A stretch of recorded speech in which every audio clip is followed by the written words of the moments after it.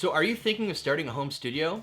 Don't worry, I got you. I want to talk about some of the things that I've done in the past that have helped me build my home studio. So depending on your budget and depending on the type of studio that you're building, there's a wide range of gear that you can check out. So I'll make sure to have different options so you can check out and see for yourself.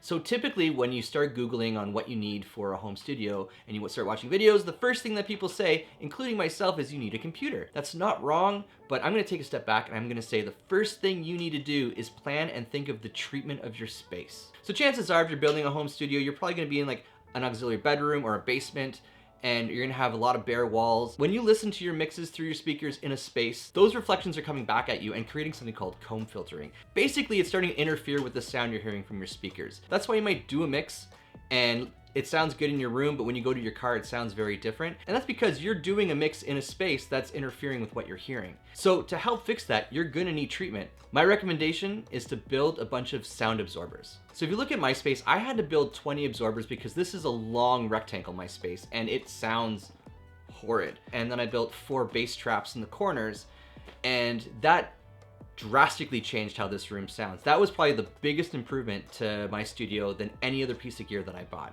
One thing I cannot recommend is the foam stuff. You'll see a lot of people using the foam, and I don't know why, because A, it looks gross, and B, it doesn't really do that much. You're still gonna be having a lot of issues in the low end. Yeah, I've had it in the past, and I just found it got kind of musky and just gross. Okay, so now we can talk about computers. Mac, PC, it doesn't matter. Work on a system that you're comfortable with. Basically, if you're comfortable with Windows and you're familiar with the layout, use a Windows system. Stick with what you know, because eventually you're gonna have to do some more under the hood work. You might have to update a driver, you might have to do some security preference updates. So you wanna make sure that you're familiar with navigating the operating system on your PC or your Mac. I use a Mac Mini. I think it's great. It's an M1, it's the first generation. It's great for audio. If you have a little bit more of a budget, check out a MacBook Pro, or you can build yourself a desktop dedicated to audio production, which should be great. And then you can use that for video production as well. But the nice thing is you don't have to stress that much. Just a couple things.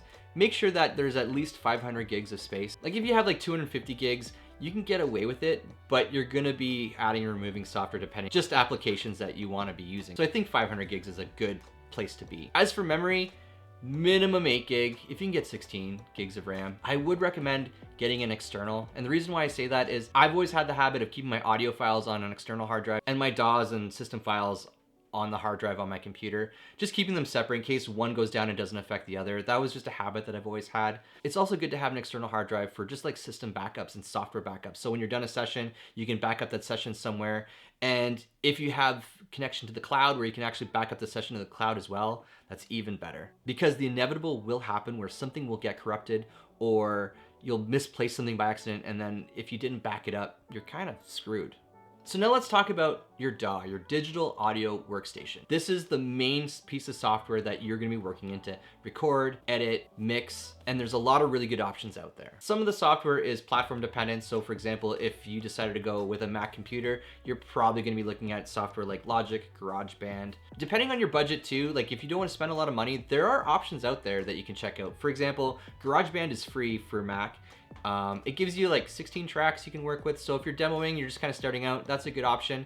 If you're looking for something more advanced, Waveform Free, which is free, is a full audio production DAW, and it's available, I believe, for Mac and PC. If you're looking at getting into like audio production recording as a career, then I recommend getting Pro Tools. The reason why I say that is if you do want to work in a bigger studio and a bigger production, just knowing Pro Tools is a must. There's different tiers you can get into. So there's a Pro Tools Free, there's Pro Tools Artist, which is either subscription. You can now buy it outright again. They did kind of take that option away for a while, but I think they realized that people were kind of pissed that they were forced into subscription. So if you're looking to do something other than Pro Tools, Reaper is amazing. There's also Cubase. If you're going on PC, Cubase is really good. I think Sonar is coming out soon, Cakewalk. Or did they cancel that? There's a ton of really good software that you can check out. But my advice is, even though that there's 100 million DAWs out there that you can learn, don't feel you have to know all of them. Learn one really well, because that's gonna make you valuable. Pick a software, learn it really well. If it's Ableton, awesome. If it's Reaper, amazing. If it's Pro Tools, good for you. they're all really good. So hopefully we have a good plan on how we're treating our space. We picked up a computer, we installed some software. What's next? We are gonna need an interface. What's an interface? So it's a piece of hardware that you plug into your computer, and basically it has a preamp, so you can plug in a microphone or an instrument, and it's gonna get that to a working level that you can add effects to and you can mix. It has an AD-DA converter. It's taking that analog signal you just recorded, converting it into binary, which is sending that into your computer for it to be processed in the DAW that you are using. It also means that when you hit the space bar, the playback is gonna come through as a digital signal, get converted back into analog, and then sent to your speakers or headphones so you can hear it. So if you're on a budget, there's some really good options out there. Focusrite has a Scarlett, which has been like a staple for home studios for ever. Some of the bigger companies are getting involved in this now too. So for example, SSL has this 2 Plus, which is basically 2 preamps, which is great. It has a nice big knob. If you have a bit more of a budget, there's some really good options out there. Universal Audio has the Apollo setup, which is really nice. Like I said before, all the links will be below. Feel free to go through and see. I have a bunch of recommendations. There's a lot of really good software out there right now, and even the cheapest interface out there right now sounds way better now than it did like 10, 20 years ago. So the next thing you're gonna need is some way of hearing what you're working on. And I would start off with getting a good pair of headphones. There's some really good Sennheisers out there. If you're on a budget, these are the Sennheiser 280 Pros. I think they're going for like 100 Canadian, but they sound really good. They're very durable. Audio-Technica also has some really good headphones in this price point. Sony has some. If you have a bit more of a budget, then Sennheiser has some more higher end stuff. If you decide that you're not gonna treat your space, headphones is probably a really good option to start off with because it's gonna take out the room out of the equation. So if you're like me, you probably hate working on headphones. I don't hate it, but I don't like it. I'd prefer to work on studio monitors, and there's a lot of really good studio monitors out there you should check out. I personally have the HS8s. I've been using them for 20 years. I love them. There's a couple things you have to keep in mind when you're buying studio monitors. The first thing is the size. Like, do you want a bigger speaker? Do you want to have smaller compact speakers? There's a lot that happens in the low end, and we kind of take it for granted, especially around that 60 hertz kind of range. If your speakers aren't big enough, they can't truly reproduce what's happening down there. 8-inch would be the minimum I would recommend that is giving a decent representation of what's happening in those lower frequencies. If you decide to go with a smaller speaker, like a 5-inch speaker, then investing in a subwoofer might be a good idea. Now with subwoofers, you have to be careful because they have to be calibrated to your space and your speakers. If they're not, you're gonna have a whole bunch of other problems. It might be too loud and you're overcompensating or undercompensating. So a good calibration is key. Couple brands that I would recommend is the Yamaha HS8s is what I use. Fantastic, I've used them for like 20 years. JBL makes some really good speakers, Mackie, KRK, those are some really great entry-level monitors. But yeah, studio monitors, that's my spiel. Okay, now for the fun stuff. Let's talk microphones. So my recommendation for your first microphone investment would be getting a decent condenser microphone. There's some really good options out there. The Rode NT1 has been a standard staple for like 20 somewhat years in home audio production. The Audio-Technica 2020 is phenomenal, and I think it's like $130.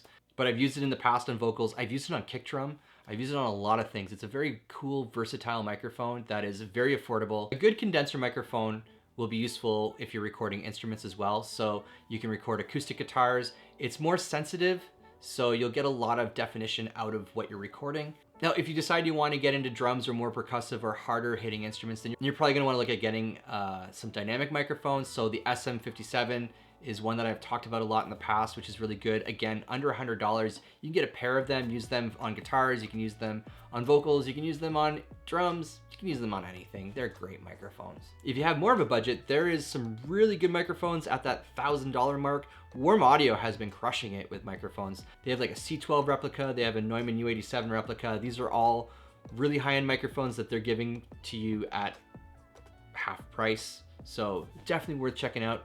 I have a Warm Audio 47 Junior that I picked up for like $499, and here, let me get it. Yeah, I think it's like $350 I paid for this. Very cool microphone. Use it on, again, kick, vocals. It's very cool. Definitely look at getting yourself a decent condenser microphone for most of your needs will be met that way. And then like having a couple dynamic microphones, like a pair of SM57s would be a good option too, depending on what else you're deciding to record. But yeah, if you're just doing vocals, just get the condenser microphone, and that's probably gonna be all that you'll need for what you need to do. So now that you have the microphone, you're gonna need a mic stand. There's some good options out there. If you're on a budget, the Amazon Basics mic stands, they're fine. They do the job. I have a few of them kicking around. They're nothing complicated. Over time and use, they start to sag because like the padding inside gets compressed. So if you're doing a lot of tracking, doing a lot of instruments, I would recommend getting something a little bit better than the Amazon Basics. I'll put links below because at the top of my head, I can't think of any brands at the moment. I would recommend investing a little bit on the mic stand because if you spent 500 bucks on a microphone, you don't want to have something too shitty in case the mic stand fails, right? So it's just to protect your investment. You're gonna need an XLR cable, this guy here. It's just a balanced cable that microphones use. It clips in really nicely. It's got 3 leads, 3 holes. There's a male, female. They've been using these cables for like ever. XLR cables are balanced, so if you have a longer run, it's gonna reject noise. You don't have to go super expensive. Like the ones that I have in my studio setup are like the cheap Hosa ones that I got on eBay for like nothing, and they still work great. And I think the key is you just got to take good care of them. Like make sure you're wrapping them properly, not over the shoulder, but you know, the over under, you know, everybody talks about that. Anyways, but having a couple sets of XLRs kicking around is always a good idea. Speaking of microphones, you're gonna need a pop screen of some kind. This one I think is like 20 or 30 bucks on Amazon. This is very important for vocals. When you sing, you will naturally create plosive sounds like puzz. It's just high bursts of air that cause the mic to clip. So putting that in front just helps diffuse those plosives and just makes it easier to work with, because if you have a bunch of puzz and tuzz and cuzz in your recording that are clipping, it doesn't make for a good audio takes. Oh, you're gonna need some kind of MIDI controller. This is a great little investment. This is an Akai MPK Mini. Again, very affordable.